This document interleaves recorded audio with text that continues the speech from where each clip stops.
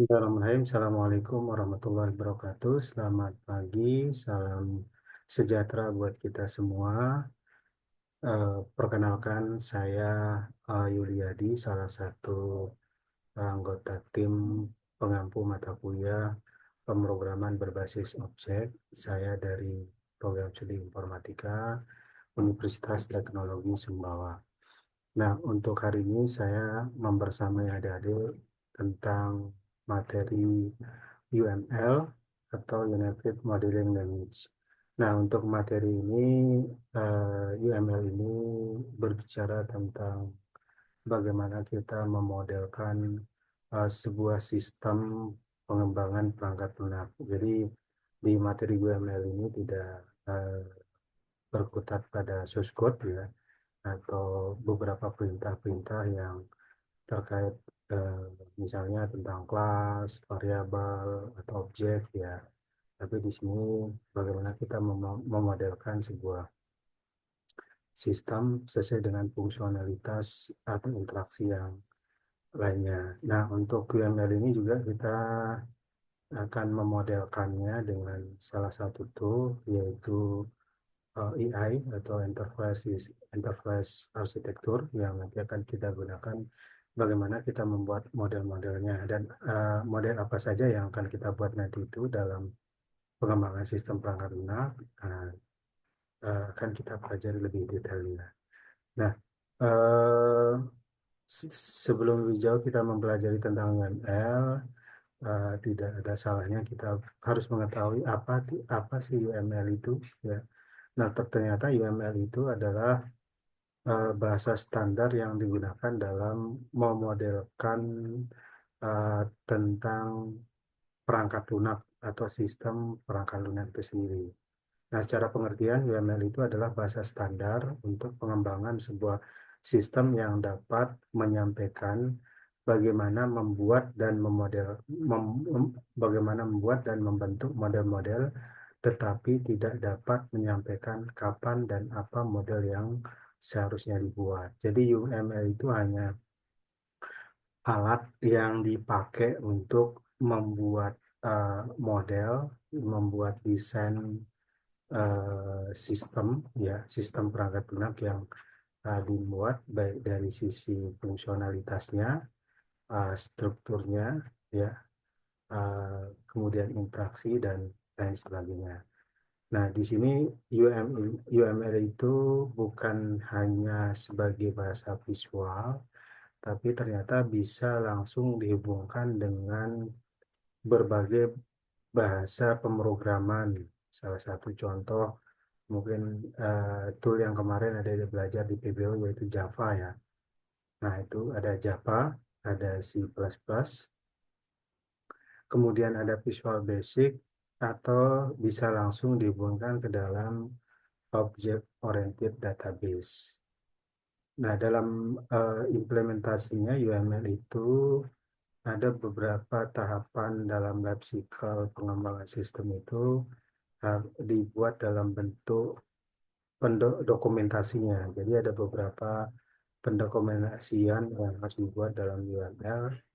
Pertama adalah tahap project plan ya. Project plan ini yang menjadi fondasi dasar dalam pengembangan sistem perangkat lunak.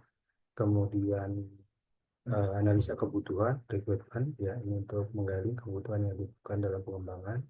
Kemudian ada arsitektur, kemudian ada desain ya. Ini yang membuat model, kemudian ada source code ya, implementasinya dengan tool pemrograman ya. Lalu ada tes ya, ini pengujian terhadap produk perangkat lunak yang dibuat apakah sesuai kebutuhan atau tidak. Dan yang terakhir ada prototype, itu adalah bentuk implementasinya ke real world-nya ya, seperti itu.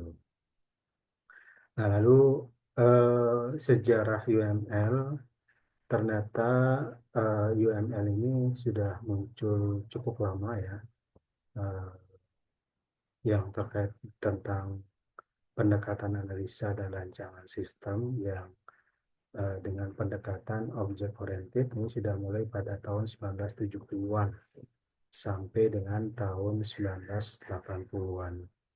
Nah, karena jumlah yang pakai cukup banyak, maka metode object oriented ini dilakukan uji coba untuk pengaplikasiannya itu mulai tahun 1989 hingga sampai dengan 1994 ya. Nah, 1994 itu dari 89 sampai 1994 ini masih uji coba ya untuk terkait rancangan sistem dengan pendekatan object oriented ya. Lalu bermunculan juga ada object oriented software engineering ya eh, oleh seorang ahli namanya Grady Woods dengan toolnya ada Rational Software Corporation dan James Rembot dari General Electric yang dikenal dengan OMT ya atau Object Modeling Language. Nah, untuk tahun 94 UML itu sudah distandarisasi sebagai standar visual yang digunakan untuk perancangan sistem dengan pendekatan objek oriented. Yang melakukan standarisasi itu adalah namanya lembaga UMG, Object Management Group. Nah, ini sejarah UML.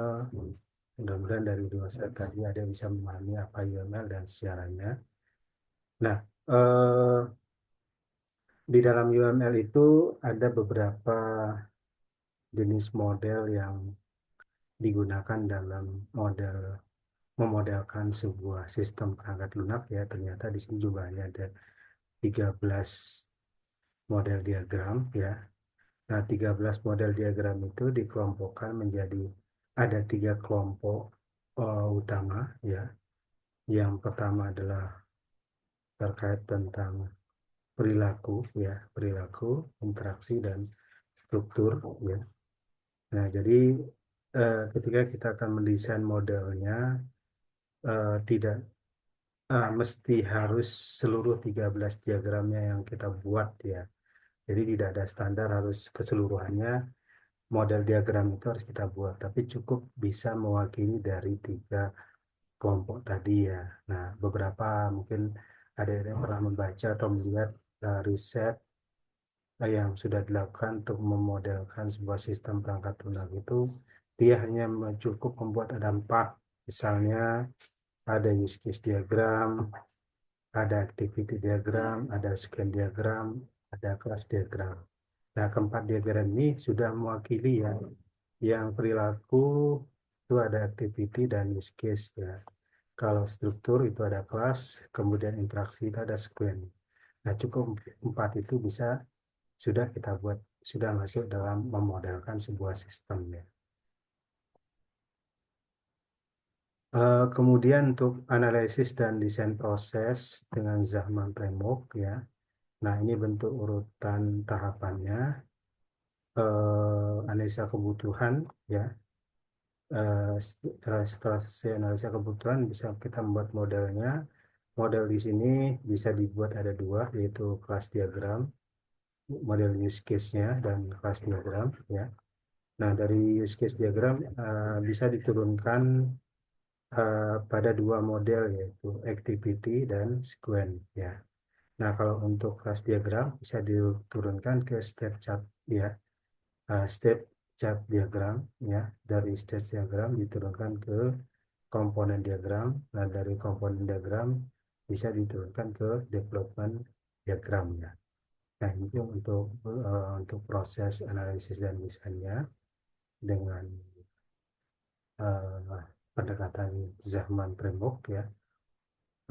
Kemudian untuk sistem development-nya dari 3 tahapan, analisis, desain, dan development. Di dalam development ini dibagi 2 kelompok untuk statik dan ada dinamik ya. Kalau dinamik untuk tahap analisis, untuk statiknya dibuat use case model. Nah, kemudian untuk dinamiknya itu ada sequence diagram ya. Kemudian untuk desain yang statiknya ada class model dan untuk dinamik itu ada stage transition ya. Nah, dari 2 kelompok untuk analisis, tahap analisis dan desain untuk model statik dan dinamik digabung menjadi satu untuk tahap pengembangan itu dalam bentuk source code ya. Nah, ini untuk sistem development-nya. Oke, sampai di sini mungkin untuk yang sampai ke sistem development untuk pengenalan UML-nya. Nah, sekarang kita masuk ke model-model yang di dalam use case. Nah, yang kita bahas pertama adalah uh, use case diagram.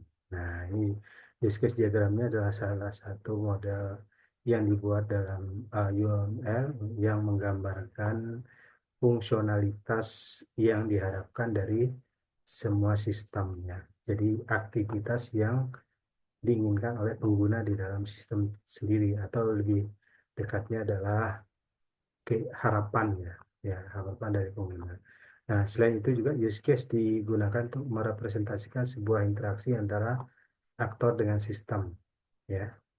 Nah, itu adalah use case diagram ya. Nah, ada dalam membuatnya kita menggunakan beberapa notasi ya. Ini notasi yang baku untuk use case. Itu adalah aktivitas atau proses, lingkaran oval. Kemudian ada aktor atau pelaku, bisa mesin. Nah, ini gambar manusia ya. Kemudian yang sistem boundary ini batasan ya. Uh, untuk boundary ini sifatnya opsional ya, bisa dibuat, bisa enggak ya. Nah, karena tidak uh, mengharuskan harus dibuat ketika membuat model use case-nya harus ada boundary-nya, tidak ya. Bisa dibuat, bisa enggak. Nah, kemudian hubungan yang kita buat di dalam use case itu ada 4 ya. Yang pertama adalah association ya. Nah, ini hubungan antara aktor ke use case ya.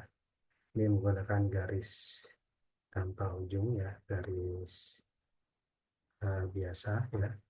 Kemudian hubungan yang kedua adalah generalization ya. Itu adalah untuk notasinya ya, maaf. Untuk notasinya ini tanda panah putih ya. Nah, tanda panah putih ini adalah jenis hubungan antar aktor, dan antar use case ya. Nah, untuk generalization ini biasanya dipakai untuk membuat hubungan, misalnya kalau di aktor ada jenis aktor itu ternyata ada pengklasifikasiannya ya, atau ada pengelompokan ya. Misalnya di perguruan tinggi kan untuk rombongan belajar itu namanya mahasiswa ya. Nah, di mahasiswa itu kita kenal ada istilahnya ada mahasiswa asing, ada mahasiswa reguler, ada mahasiswa karyawan. Atau kalau misalnya tidak ada mahasiswa asing ya, kita anggap dua lah, mahasiswa reguler dan mahasiswa karyawan. Nah, ketika membuat untuk hubungan generalnya ya, maka aktornya kita buat satu mahasiswa, kemudian di bawahnya ada mahasiswa lagi, tapi eh, kita buat dua ya, buat ada manusia, ada satu aktornya mahasiswa, kemudian diturunkan ada mahasiswa reguler, kemudian kanannya ada mahasiswa eh, karyawan ya. Nah, dan dari dua jenis mahasiswa itu, nah kita buat garis panahnya menggunakan tanda panah eh, putih ya, seperti itu. Artinya dia adalah bagian dari aktor yang sebelumnya, atau lebih pendekatannya eh, pembagian pembagian dari mahasiswa eh, tersebut ya, seperti itu. Nah, kalau untuk yang antar use case ya, nah antar use case itu bisa dibuat yang jenisnya eh, untuk general ya. Nah, itu nanti putihnya antar use case itu juga bisa dibuat hubungan. Nah, untuk membuat pakai yang generalization ini itu ketika sebuah proses yang akan kita munculkan itu memiliki ketergantungan pada use case sebelumnya ya. Nah, contoh misalnya ada tagihan rumahan, tagihan bulanan ya, tagihan bulanan misalnya yang untuk pegawai ya, tagihan potongan ya, potongannya. Nanti potongannya mungkin nanti ada asuransi BPJS. Nah, itu kan asuransi BPJS-nya bisa include dipotong kalau dia ada proses itu. Itu seperti itu. Nah, ya kalau use case-nya asuransi BPJS, maka di potongan gajinya itu nanti garisnya dari potongan BPJS tarik ke penggajiannya seperti itu. Nah, itu untuk hubungan yang kedua adalah generalization ya. Kemudian hubungan yang ketiga adalah extend ya. Nah, untuk extend dengan garis putus-putus panah ya, itu adalah sebuah hubungan antar use case ya, eh, yang di yang mana use case yang baru dibuat ya, yang dihubungkan antar use case sebelumnya adalah termasuk eh, bagian dalam sebuah proses ya. Tapi ketika akan melakukan proses itu, dia memiliki ketergantungan pada use case sebelumnya. Misal dalam kasus perbankan ya. Di kasus perbankan itu ada program pembuatan nomor rekening ya buat kita buka rekening dan ada buka deposito ya. Nah, nanti ketika kita akan buat deposito, maka terlebih dahulu kita harus buat rekeningnya. Jadi artinya use case yang akan kita proses itu ya itu bisa dilakukan harus ada syarat use case sebelumnya kita sudah lewati. Kita buat deposito, maka nomor rekening kita di bank tersebut sudah ada. Ya, seperti itu. Nah, kalau itu modelnya itu namanya extend ya, seperti itu. Nanti untuk hubungan antar use case itu kita buat namanya extend. Kemudian yang terakhir itu adalah include ya. Nah, include ini adalah sama juga garis panah putus-putus, tapi nanti apa namanya include ya. Ini dari proses induk ke proses yang lainnya itu saling terkait ya. Nah, contoh misalnya kapan kita artinya proses yang lain akan kita lakukan sudah masuk dari proses utama itu dihubungkan oleh aktor. Contoh misalnya ya, eh, misalnya di dalam sebuah sistem siakat ya, misalnya sistem KRS ya, kan mahasiswa itu ada melakukan program KRS ya. Nah, ketika mahasiswa akan masuk ke sistem itu kan ada login dulu ya. Nah, login, kemudian nanti ada beberapa akses-akses yang dilakukan, misalnya ada update profil, kemudian ada KRS ya misalnya. Nah, maka untuk aktor mahasiswa itu tidak perlu dihubungkan ke update profil, tidak perlu dihubungkan ke KRS ya misalnya. Cukup satu aja dari login, nah nanti dari loginnya ke update profil dan ke update KRS itu cukup buat hubungan antar use case namanya include ya seperti itu. Nah, itu jadi use case sebelumnya adalah bagian dari yang dikerjakan oleh aktor yang mengakseskan pada use case utama ya, misalnya login tadi ya. Nah, itu adalah include. Nah, ini contoh salah satu bentuk komunikasi aktor ke use case ya ini. Lalu ini untuk contoh jenis hubungan di dalam use case diagram ya, ini untuk hubungan antar aktor ke use case ya. Lalu kemudian ini yang untuk general ya, aktor ke aktor ya. Ini ada aktor reguler apa untuk customer reguler dan yang card ya dengan kartu ya atau member ya. Ini kemudian ada include ya. Nah, ada use case sewa kendaraan dan ada verifikasi kartu kredit dan ada periksa SIM. Artinya ketika orang menyewa kendaraan, maka sudah dicek SIM-nya juga termasuk di sini gitu. Nah, yang di bawah adalah extend-nya. Ini aturan asuransi tambahan. Ini kalau kita sewa kendaraan, nanti ada aturan asuransinya, tambahan asuransi, asuransi misalnya ketika kita transaksi. Nah, itu adalah bisa dilakukan karena Anda sudah sewa kendaraan ya seperti itu. Nah, jadi balik yang sub use case-nya berhubungan ke use case hidup ya seperti itu.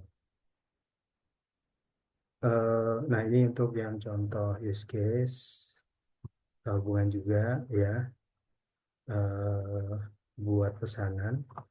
Nah, buat pesanan nanti yang ada extend itu request katalog. Artinya buat pesanan maka secara otomatis ada permintaan katalog ya di extend.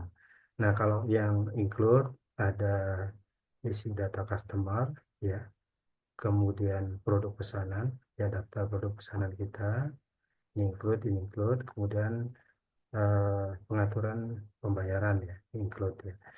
Ya Pak, kita membuat pesanan itu otomatis yang bagian yang ikut termasuk kegiatan yang dikerjakan ya, daftar produk, pengaturan pembayaran, dan pengisian data customernya ya, seperti itu. Nah, kalau untuk request katalog itu ya itu bila diperlukan tapi tetap dimunculkan di situ. Nah, ini untuk contoh use case yang begitu untuk yang pesanan. Nah, ini untuk contoh yang lengkap ya untuk use case untuk telepon katalog ya. Ada customer check status, kemudian dan buat pesanan, kemudian dari penjual cek status, kemudian terima pesanan ya. Kemudian ada petugas pengiriman isi pesanan, kemudian customer membuat proses pembayaran diterima oleh pegawai seperti itu. Kemudian contoh yang kedua itu adalah kasus tentang universitas ya, ya, maaf, ini Universitas Sihir ya. Nah, Universitas Sihir ini kasusnya tentang eh, ya pendaftaran registrasi ya, registrasi siswa ya. Nah, pertama petugas pendaftaran ya, petugas pendaftaran cek jadwal ya. Kemudian petugas pendaftaran eh, buat daftar kelas ya. Lalu dari siswa periksa jadwal, kemudian cek daftar kelas ya, dia masuk kelas mana. Kemudian dia melakukan pembayaran kuliah ya. Nah, kemudian bagian keuangan membuat daftar, memproses uang pembayaran kuliah dari siswa, kemudian membuat invoice ya, pembayaran atau faktur. Nah, kemudian di sini ada use case berhubungan antar use case ya. Lihat jadwal dengan periksa jadwal ya. Kan daftar kelas jadwal itu dibuat ya berdasarkan daftar kelas ya. Nah, ini yang daftar kelasnya. Kemudian dari daftar kelas juga dibuat uh, untuk periksa persyaratan kelasnya apakah sudah komplit ya, persyaratan yang penuh untuk bisa diambil kelasnya. Kemudian ada extend ya, extend yaitu daftar siswa ya, daftar siswa dengan daftar kelasnya. Kan kita buat daftar, nanti petugasnya akan membuat daftar siswanya yang masuk ke kelas tersebut ya. Nah, ini yang untuk Universitas Sihir. Nah, kemudian yang contoh yang ketiga adalah tentang klinik ya. Nah, klinik ini terkait dengan pembuatan janji antara pemeriksaannya, pasiennya. Nah, dari pasien membuat janji, ya, eh, kemudian dari ya, tugas resepsionis terima eh, jadwal perjanjian apa jadwal yang dipesan oleh pasien. Kemudian eh, resepsionis juga mengecek nanti periksa catatan pasien ya, catatan datanya dia udah daftar apa tidak sebelumnya. Kalau sudah ada ya tinggal di checklist ya. Nah, kemudian dari pasien meminta obat. Nah, ini minta obat itu ya tergantung sudah dilakukan pemeriksaan oleh dokter. Dokter memeriksa tersebut berdasarkan rekam jejak penyakit pasien sebelumnya ya, dari rekam medisnya. Nah, ini include ya permintaan obat berdasarkan cek data catatan pasien ya. Nah, kemudian pasien melakukan pembayaran ya, ya tagihan. Nah, ini bayar tagihan ini diterima oleh petugas ya, staff ya. Nah, di dalam use case melakukan pembayaran ini ada pembatalan ya. Nah, bisa dilakukan pembatalan. Nah, dari pembatalan ke melakukan pembayaran itu ada extend ya. Nah, kemudian di use case yang general berhubungan dengan pembuatan pembayaran tagihan ya, ini ada bill asuransi ya, atau tagihan asuransi. Nah, bila ada apa kegiatan pembayaran tagihan itu pemeriksaan juga termasuk bagian asuransi ya, ikut include di situ. Dan yang terakhir contoh use case kegiatan akademik, layanan akademik ya, jadi mungkin tidak perlu saya jelaskan, ini sudah sering ada semua berinteraksi ya. Oke, itu saja mungkin dari saya tentang model yang pertama dari Yonel, yaitu use case diagram. Nanti untuk lebih jelasnya kita coba praktekkan dengan menggunakan AI ya. Nah, mudah-mudahan ada sudah melihat di Spada, sudah diinstal software AI-nya terlebih dahulu tadi supaya memudahkan praktek kita tentang use case diagram. Itu saja mungkin untuk materi use case-nya. Terima kasih. Kurang lebihnya mohon maaf. Saya ucapkan terima kasih. Assalamualaikum warahmatullahi wabarakatuh.